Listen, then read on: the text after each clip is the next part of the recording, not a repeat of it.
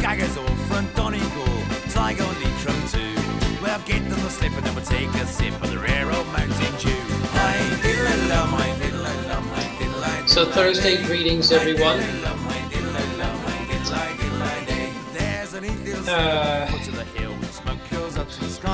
Before we start today's exciting topic, exciting tutorial, which is a life-changing tutorial, by the way, we have a few announcements. So it's about the content on Moodle, essentially. So we have a link at the top of the Moodle page called Early Module Feedback. So everybody, please give us your feedback on any modifications you would like to see with the module, or maybe you have some happy things to report about the module that you think are going really well. This is your big opportunity just to give some feedback about anything that you'd like to change or things that you're happy about, and that's only available today. So it's not available starting at midnight tonight.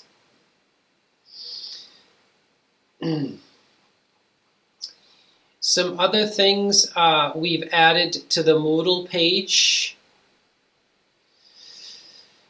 So I've added Bob's Concise Chinese Coding Conventions. So these are Bob's concise coding conventions translated into Chinese, especially for our Ningbo students. I had a Chinese student that took a previous software engineering class with me, and we used these coding conventions, and then she went back to China and she now teaches computer science, so she translated them into Chinese.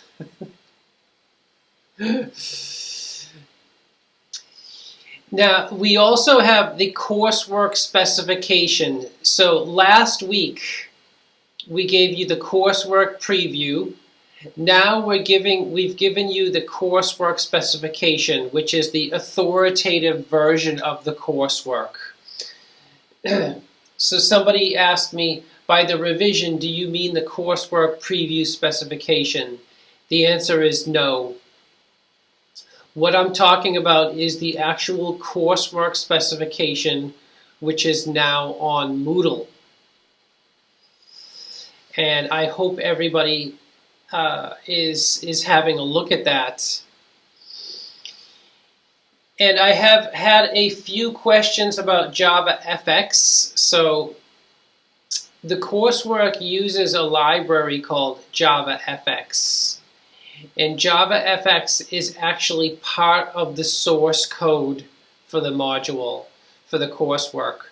So you'll see on the Moodle page there's coursework source code. And actually the coursework source code is using Java FX. And you can read some things about Java FX in the coursework specification document. And Pierre is going to be giving a lecture about Java FX next week.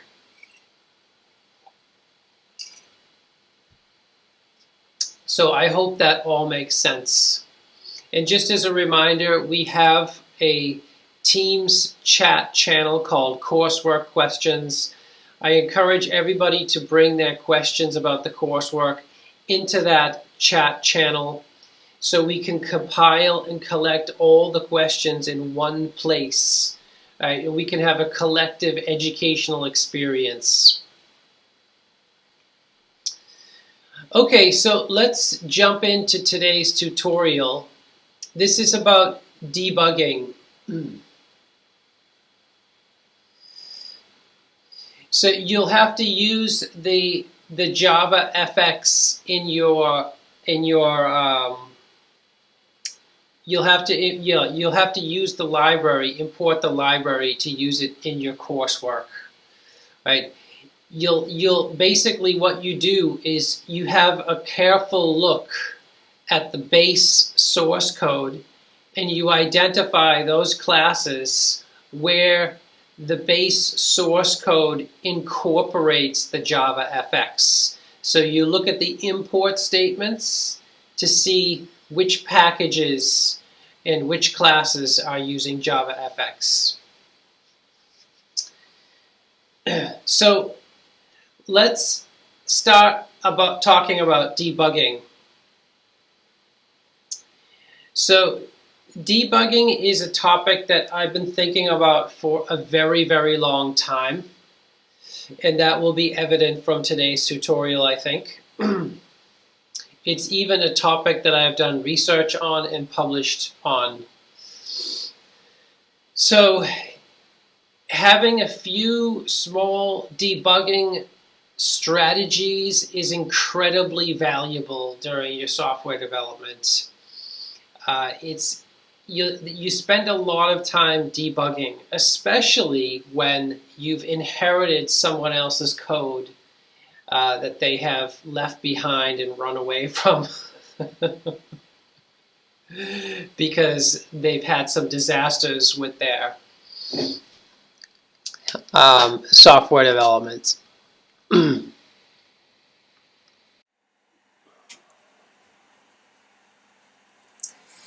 So let's jump in. So debugging can take place at any stage in the software lifecycle, right? There are many different debugging strategies, right? This is the kind of one version of the software lifecycle in a diagram, right? If in the requirement specification stage, you can use walkthroughs and interviews as part of your debugging process. Even before the requirement specification, you ask yourself, are you actually solving the correct problem? You can debug the design, the software design, through using prototypes and walkthroughs, right? High fidelity prototypes, low fidelity prototypes, mock-ups. You can practice debugging in the implementation phase with good practices and strategies. You can debug in the testing phase, right? You can use the debugging features and IDEs. And of course, there's debugging in the maintenance phase. Today's tutorial focuses on debugging in the implementation phase and the maintenance phase. But really, it's focused on the implementation phase, and it's really, really important to have some strategies for debugging.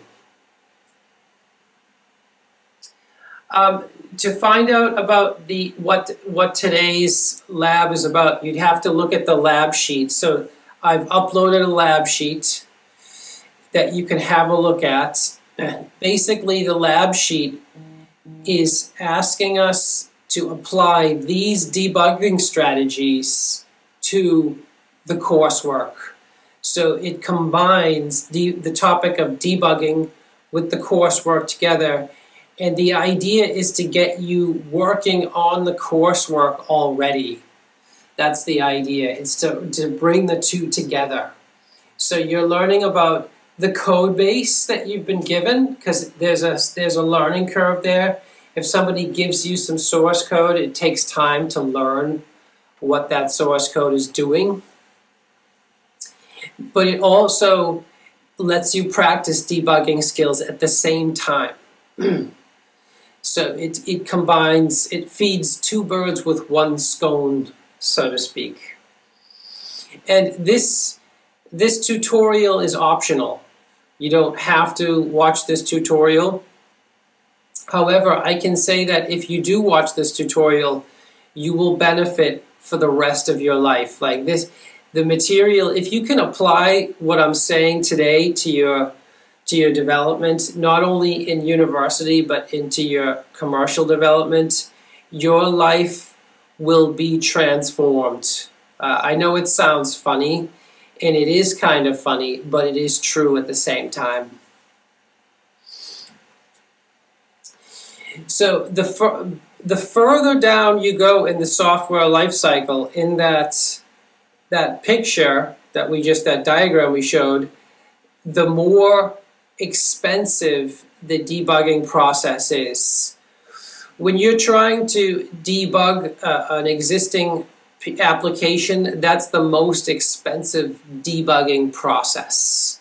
So it basically you can attach dollar signs to the diagram, and the further down you go, the more expensive it is, the higher the cost of the debugging.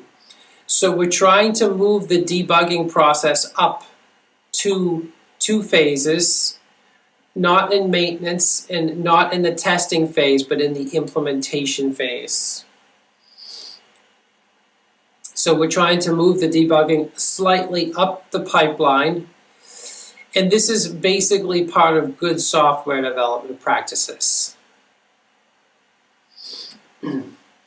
So guideline number 1 is not too shocking, not very exciting.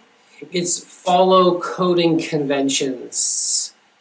So follow Bob's concise coding conventions. Those are available on Moodle. They're available in English and in Chinese. And they are part of the coursework as well. So you will see that Bob's coding conventions are part of the coursework in the requirements specification, and you will actually be assessed on the coding conventions. We are going to look at your source code, and we're going to find all the rules that you break, and we're going to deduct points for all the rules that you break. So guideline number 1 is follow Bob's concise coding conventions. If you do, you will eliminate lots and lots of bugs. So the philosophy behind the conventions is to maximize legibility and minimize bugs. This is a huge, huge guideline. Basically, in my experience, when a student comes to me and says, Bob, I have a bug in my code. Can you please help me resolve this? Of course, I say yes.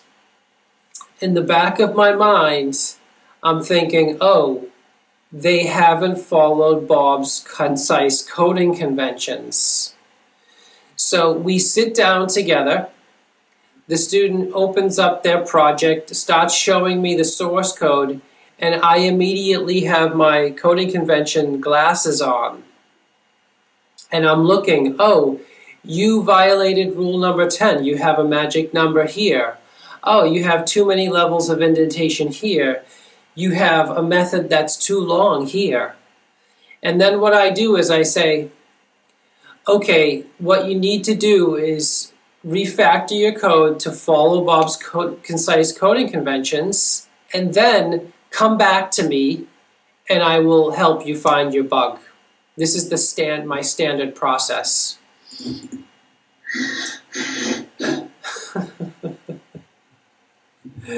And what ends up happening is as soon as the developer or the student starts following the conventions, their bugs magically get resolved. Their bugs magically disappear. I have only had one case in my entire career where a student has followed the concise coding conventions and still has a bug that they couldn't identify. This only happened once, and I still remember it. Because it's only happened once, I still remember it. He said, Bob, I have this bug. I don't know what it is. And I said, okay, are you following Bob's concise coding conventions? He said, yes, I am. And I said, oh, okay. And in my mind, I'm thinking, oh, wow, I hope that I can help him find his bug. So we sat down, and I could see his source code, and I could see he was following all the conventions. So by following the conventions, it makes the source code ridiculously easy to read. That's the strategy behind the conventions. So even though I was nervous in the back of my mind about being able to find his bug, we found his bug in literally 60 seconds. Literally 60 seconds. I was just looking through it, and I said, oh, it looks like you have a problem with your for loop, which we're going to talk about, by the way. He had a problem with the terminating condition in his for loop, and I was able to see it within literally 60 seconds because he had been following Bob's concise coding conventions. Otherwise, I might not have been able to identify it. So please have a look at these coding conventions. Please follow them. You will improve your life massively if you can follow these rules. Guideline number 2 is also not very exciting. Follow comment conventions. So I've uploaded a document to Moodle called Bob's Concise Introduction to Doxygen. And Doxygen, remember, follows the same syntax and the same conventions as JavaDoc. The only difference between the two is that Doxygen produces diagrams and JavaDoc doesn't, at least last time I checked. If you follow these guidelines, these comment conventions, you will eliminate bugs, because these comment conventions require you to write a short description, 1 to 2 sentences of every class, and a short description, 1 to 2 sentences of every method in every class.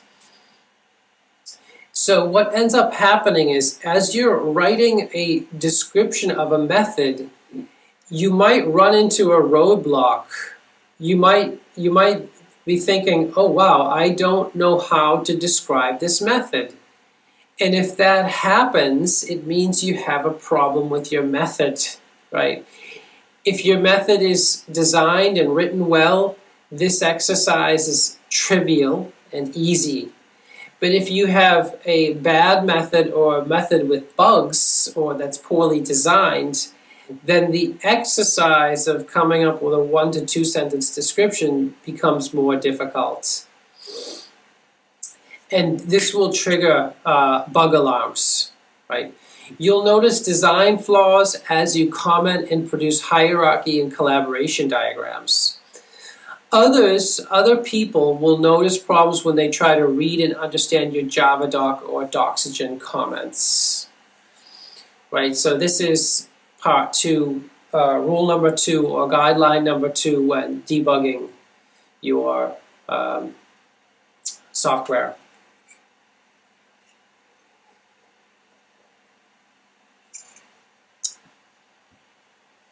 There aren't many guidelines here, by the way. There are only a handful of rules, which is great news, right? I'm not spamming you with hundreds of rules to learn. No, the coding conventions are 10, and they fit on one page. The same is true here. There are less than 10 guidelines, and they fit on one page. You could put them on the same page, actually. If you are really clever. So guideline number 3 is to use accessor methods. Always use accessor methods, right? Get methods and set methods for assignment of all class variables, like period. I should have put that in bold font with like extra size. This guarantees your object is always in a correct state. Accessor methods perform error checking, and they always return true or false. They return true if the set method succeeds, right? This is about the set methods. So if you think about it carefully, where do programs crash? Yes, Bob Jack, that was that I can't take credit for that. A former student came up with that word.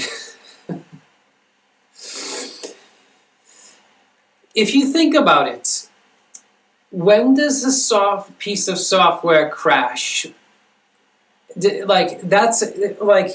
That's the question. When does a piece of software crash?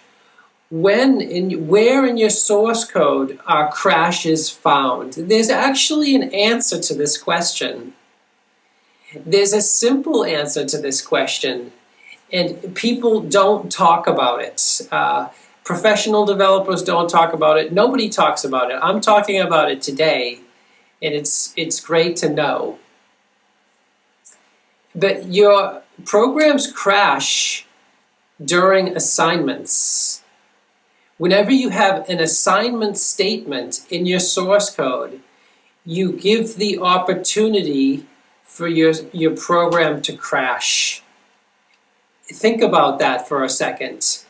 If software crashes, it's most likely or almost always due to an assignment statement, the equals sign. So you're looking for places in your source code where the assignments or the equals sign has gone wrong. This is where the software crashes. So the goal actually is to put the assignment statements inside of set methods. This is the goal, to always or have as many assignment statements inside of your accessor methods as possible and remove them from all of the other methods. This is the goal. So you might have a method, a normal method that's not an accessor method in your source code, but whenever you have an assignment statement in there, you increase the likelihood of your program crashing or introducing a bug. So the goal is, instead of having an assignment statement in a normal method, move them to the set methods. And if you can write software where all of the assignment statements are in your set methods, you are on your way to bug-free, crash-free applications. And the reason is because accessor methods perform error checking. This is the reason. So whenever you have an assignment statement, if all of your assignment statements are inside a set method and all of your set methods perform error checking, then you reduce the likelihood of any bugs or any crashes dramatically. You can write bug-free, crash-free, very reliable software this way. This is just an example accessor method. It's in C++. The C++ syntax is very, very similar to Java. It's not exactly the same, but it's close enough for jazz. If you can read Java code, then you can also read C++ code. This method is called set min-max coordinates and xy plane. That's a long method name. It takes two coordinates. One's called new xy minimum and the other one's called new xy maximum. And the first thing it does, if debugging is turned on, is it just prints out the input parameters. And it uses a special convention to do so, which we're going to talk about. Then it sets the new coordinates, right? These are the member variables. And we're following Bob's concise coding conventions because these member variables start with m underscore. We set the new min and the new max, and then we perform a basic error check. Just a sanity test. Sanity test. I was trying to say test and check at the same time too quickly. We look to see if the minimum coordinate in the xy plane is greater than the maximum coordinate in the xy plane, which is not a good idea, right? A minimum should be less than the maximum always, as a general rule. So we're doing a basic sanity test here. If the minimum is greater than the maximum, we print out a warning that says, hello developer, you have just set a minimum value that is greater than the maximum value. Something has probably gone very wrong. So you'll see this is one of the Accessor methods that I'm talking about, and it has 2 assignment statements. So when I write my source code, I'm trying to move the assignment statements into the set methods. So for some of you, this is going to be a kind of shocking new idea. But if you can follow this rule and move as many assignment statements into set methods as possible, you'll end up writing very, very reliable, robust code. My tongue seems to be tied today for some reason.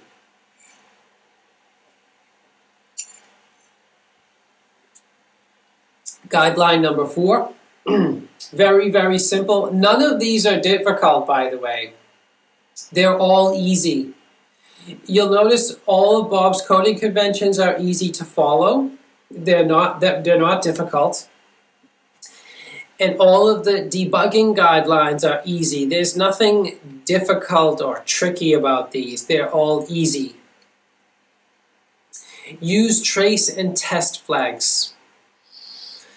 So every class has a trace member variable. That's called m_trace. And also every local method has a test variable, right? So mtrace is to test a whole class. So you set it to true to test a whole class. And the test variable is a local variable inside a method, and you set that to true if you're only trying to test an individual method. So use mtrace and test variables combined with print statements to track down your bug. Very, very simple, very, very easy. And then you combine this with print statements in the form of class name, method name begin, and class name, method name end. So you have a print statement at the beginning of all your methods called class name, colon, and then followed by the method name, and that shows the beginning. And it also prints out the input parameters. And then you have another one at the end that prints again, signifying the end of the method. And the idea is we can follow the path of execution.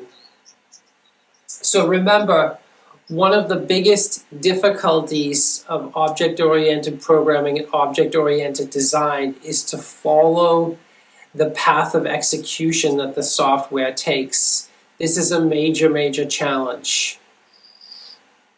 And guideline number 4 is helping us with this challenge. Basically, it's giving us a tool that we can use to follow the path of execution and to follow the flow of information. Yes. The government did not follow these guidelines.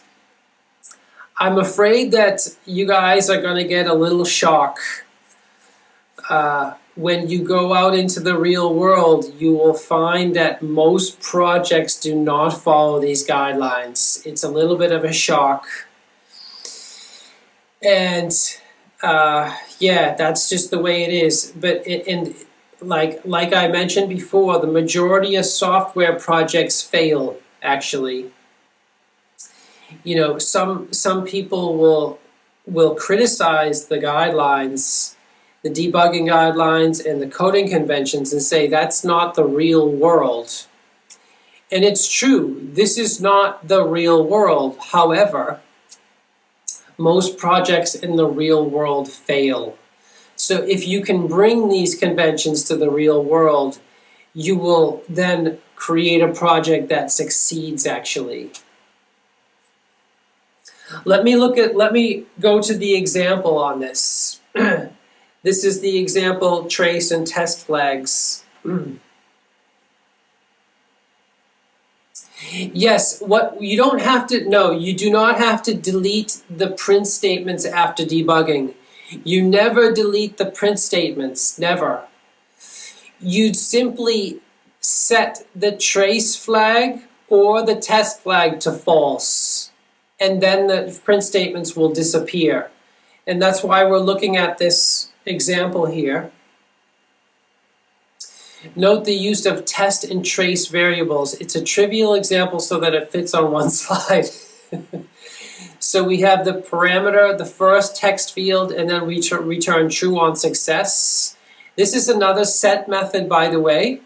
You can tell that I have a fixation with set methods because it's so funny, but set methods are the key to developing robust, maintainable software.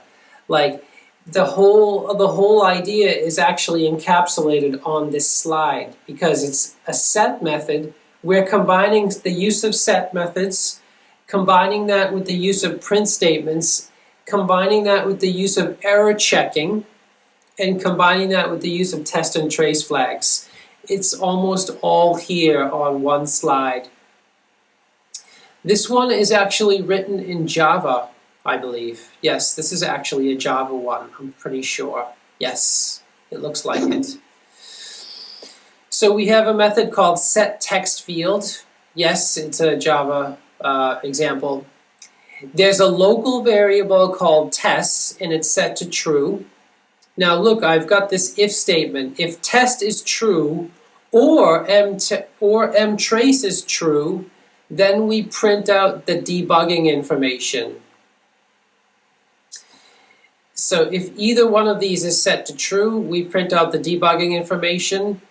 To turn off the debugging information, we set them to false. The mtrace is just a member variable that lets you set an entire class to debugging mode at the same time, so you don't have to go through each individual method if you want to debug an entire class or understand the way an entire class is working. So then we have our assignment statement. Normally in a good set method there would be some more error checking, right? For example, a good error check would be to test the length of this text field and make sure that the length is greater than 0, for example. That's why I have this comment, possibly more processing. Like, probably you'd want to put in some more error checks into this set method. And then at the end of the method, we have if test or trace is true, print out the end statement and return true. So guess what? If this method crashes, I will see this print statement on my console, but I won't see this one. So that will give me an indication, I know exactly where the program has crashed. This will let you know if your program is crashing or misbehaving. This information tells you exactly where it's crashing or misbehaving. That's the idea. Remember, following the flow of control. I remember helping a group project they said, oh, our program is crashing and we don't know why. And they weren't using this guideline, and I was really surprised, and I thought, wow, how are they going to know where their program is crashing if they don't have any information about the flow of execution in their program? And I realized it's because we're not teaching this information. Like, if we don't teach this information, then people are not going to use it. So if the method is meant to return a different type, that's fine. That's fine. It doesn't matter. Another Another very, very helpful piece of information, by the way, that's a good question. Imagine this method was meant to return an integer. It would be very helpful to add another print statement that says text field frame proper set text field is returning the following value. Right? In the beginning, we're printing out what the input parameters are, and at the end, it's very helpful to print out what the return parameter is, or what the return value is. Okay, what's the difference between the flags? The test flag is a local variable, so it has the scope of this method only.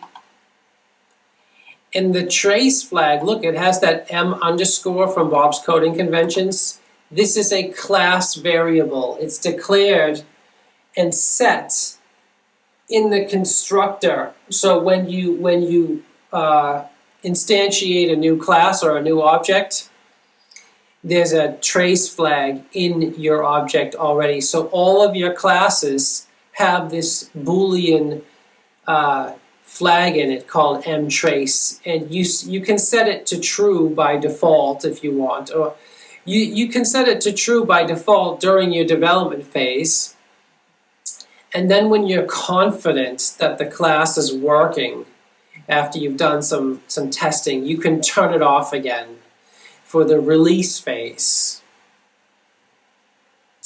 Okay, the reason there are two there is because one lets you test a whole class at the same time, and one lets you focus on an individual method. It's very, very helpful to be able to focus on either a whole class, like just turn on debugging for this entire class. Maybe the class has 10 methods inside of it, so you can debug the entire class at once with the mtrace flag. But maybe you have a bug and you're sure that it's localized in one method. You can turn off the mtrace flag and just turn on the individual methods where you think the bug is. So basically, like, the mtrace will let you know immediately which class or object is causing the bug or the crash. And then once you've identified which class the bug or the bug is in, you can then use the test flag to track down which, to debug on specific methods, to focus on specific methods. Is there a way to set these with something like a compiler flag like there is in GCC, or do these values all need to be set manually? Yes, it's definitely possible to do this in at compile time, definitely. And also there's there are different ways to compile source code. So you can compile, GCC, for example, has a debugging compilation option. So you can compile source code in debugging mode, and then you can compile that same source code in release mode. So debugging mode will help the developer find and track down bugs and crashes, and then the release mode will remove a lot of the debugging information and then focus on speed. So the speed of your program will increase when you turn off the debugging compilation. Yes, you can implement all this stuff in the IDE. Yes. Now, like some of you are, I can see from these questions, some of you are worried about the manual labor.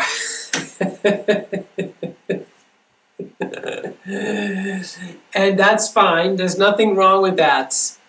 Basically, what I'm advocating is you have initially, when you're starting your things off, this does add some more manual labor. It does. But what ends up happening is your labor is pushed up front.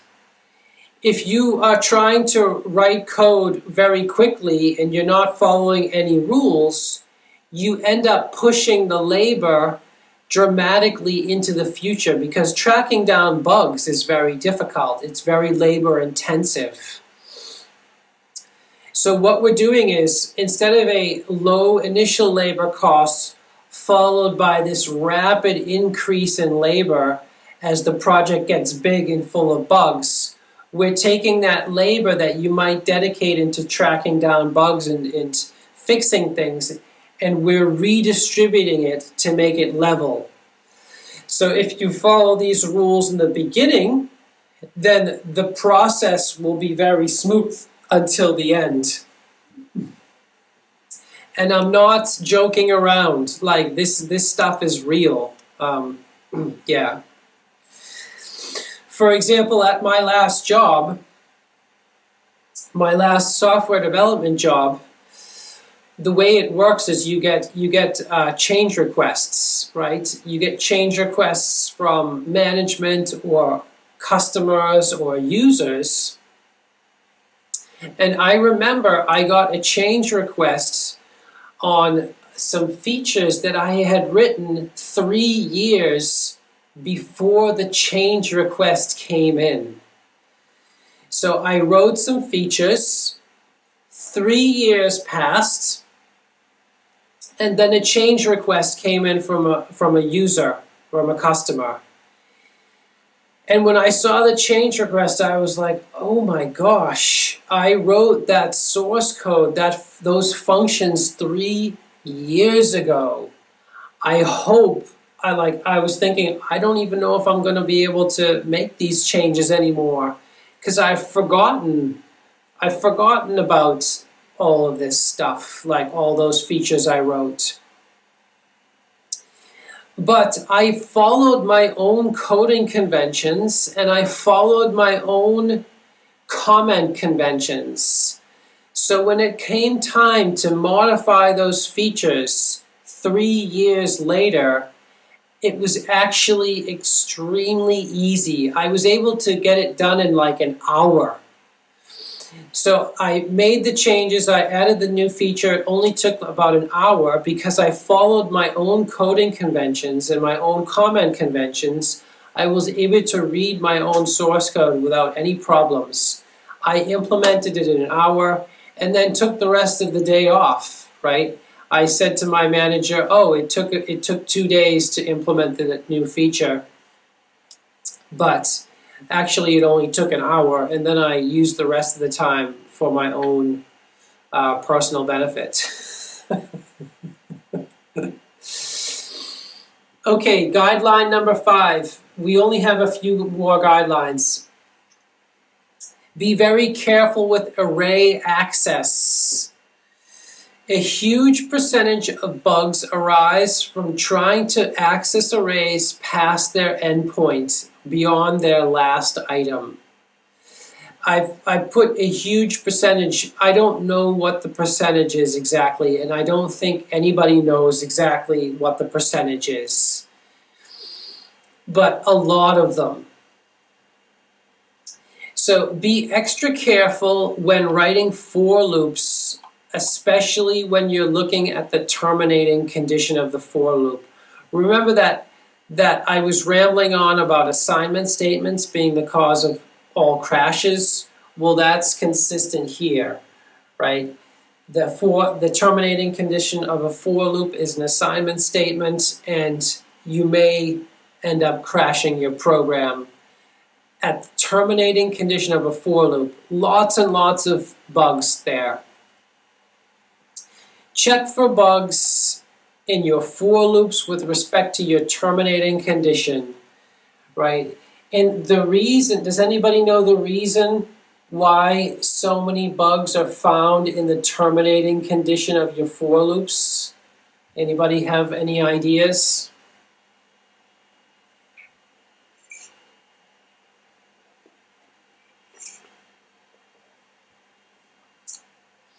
It's because array access starts at an index called 0, right? The counting of an array starts with the number 0 instead of 1.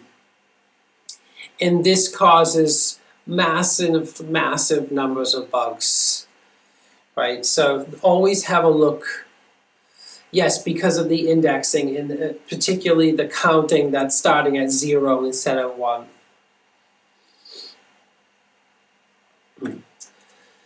Okay, this is one of my favorites. This one's great, and this is one that people don't think of very much. Test for positive cases or if statements. This could also be called use positive cases / if statements. So always test in the affirmative. So what does that mean? Here's an if-else statement. If a test is true, then do some processing. Otherwise, do not do some processing. All of your if-else statements should look like this. Either this one or this one. If a test is true, then do some processing. Otherwise, don't do some processing. If a test is true, then don't do any processing. Else process. I hope that makes sense. So you can see two conditions here. There's a test, and it's looking for the value of true. And look, the only thing that's changed is process and do not process. They've swapped. So you can test for a true condition and then not process. Like skip the process. Otherwise process. Never use these not equals to or false test conditions. Don't use them. They're confusing. I've seen these a lot and they're super confusing. This one happens to be a double negative. So this one is not equal to false. I hope everybody can see that this double negative is the same as this one. These double negatives and these negatives are very, very difficult to read, and they cause a lot of confusion. So all of your if statements can be formulated using these two forms. Right? You're testing if something is true, and in one case you're doing some processing, in the other case you're not doing some processing. And if you formulate all of your if statements this way, you'll find that you have a lot fewer bugs and problems. Right? We're avoiding testing if things are false, or we're avoiding testing if things are not true, basically. I hope that makes sense. Think about that one for a little bit. It might take some time to sink in, but if you can follow that rule, you'll find that your source code is so much easier to read. So much easier. Okay, I think, is this the last one? Oh, right, there's two more. So guideline number 7, avoid static methods and variables. Pierre has also mentioned this. So static methods and variables enable uncontrolled patterns of communication in a program, right? They can be called from anywhere, especially if they're public. If there are too many static methods or variables, then there's a problem. If you find that you're having to convert all of your methods and variables to static, you've run into some sort of a problem. It's a warning flag. To get around this, you always instantiate or create instances of classes and then call their methods. This restricts the pattern of communication. This is I would call this a beginner error. So when you're in the beginning, it's very tempting to turn everything to static, And that basically is just an indication that you have not fully incorporated the idea of classes versus objects into your design. And the only main method really is the only static method is the main method. Right, so think about that one too. This is about really two things: knowing the difference between a class and an object, and controlling the flow of behavior.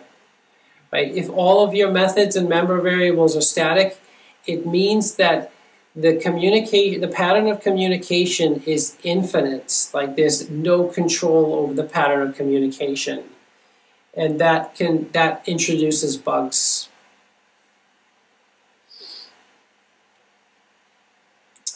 And then the last one is use version control. Right? Everybody knows this already, but it's also good to just make sure that everybody understands it. Right? Sometimes you're developing something and you run into an unexpected problem. Maybe you've been working hard all day. This has happened to me, by the way. You introduce a bug into your source code in the evening, right? But actually, you want to wrap things up and go home and go to sleep. This is a good time to have version control, right? Sometimes development can lead to unexpected problems. With the version control, you can rewind to the last working version of a class or a piece of software.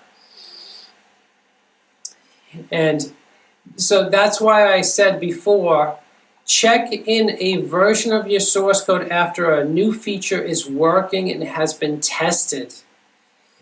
Right? I was talking about this in the lecture on version control. I don't know if anybody can remember that, but I was talking about that. And if you don't believe me, there's a link to the lecture there. But it's great to have a backup version of source code that is working in case you break it in such a way that you don't know what's going on. However, I can say that if you follow all of Bob's coding conventions and the previous 7 guidelines from this lecture, you don't actually need this guideline. It is possible, but I'm including it in there for good measure. Okay, so just as a summary, follow these debugging guidelines, follow Bob's concise coding conventions, follow Bob's concise introduction to Doxygen, and you will have the recipe for reliable, robust, industry-grade software that is sellable, a sellable product that you can make a profit with. Yes, sometimes the terminology with version control is a little bit, let's say, imprecise. So yes, checking in is the same as pushing in some ways. So in checking in code, that could apply in 2 cases. When you check in a file, you could be checking it into your local repository, which resides on your own machine. But you could also be checking it into the server repository, which is on a server machine. Pushing generally refers to checking in that source code to the server machine, right? As opposed to only your local repository. Okay, and if you're interested in more information, there's some more reading. I'm just going to mention one of these articles. You've heard me mention this one already. It's a copy of it on Moodle. I wrote a paper. I published a paper a long time ago on debugging. And it's called Using Visualization to Debug Visualization Software. This is a set of very, very advanced debugging strategies for any kind of software that is processing very large data sets.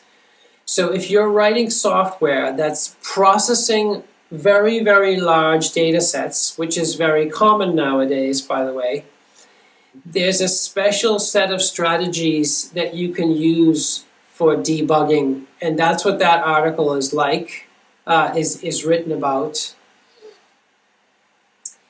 If anybody's interested in that, in like seeing a lecture on that, let me know. It would be a completely optional lecture. It's not about the coursework. It's just about advanced debugging techniques for very, very large data sets. Very large data sets are special. It's more difficult to debug software that's processing very, very large data sets. And it's something I've been working on for a very long time, and I developed a special set of debugging strategies that address that specific case. And I published a paper on it, and if anybody's interested, I could give like a bonus lecture on this topic. But it's beyond the scope of this module. It's basically advanced. It's more advanced than what's required for this module. But if anybody's interested in that topic, let me know, and we can use one of the lecture slots for kind of a bonus advanced debugging tutorial. Anyways, there's a copy of that article on online if anybody's interested. Okay, any questions about the debugging or the lab for today? So the lab today is to apply these debugging strategies to the existing source code base and to your coursework. That's all it is. And by incorporating these guidelines, you will then start to understand the behavior of the existing source code base, especially using these print statements combined with the test and trace flags. Yes, you can definitely get help with Git in Eclipse, and basically you would ask the TAs for help with this. Definitely you can get. Is this lab assessed, or can we do it later? Yes.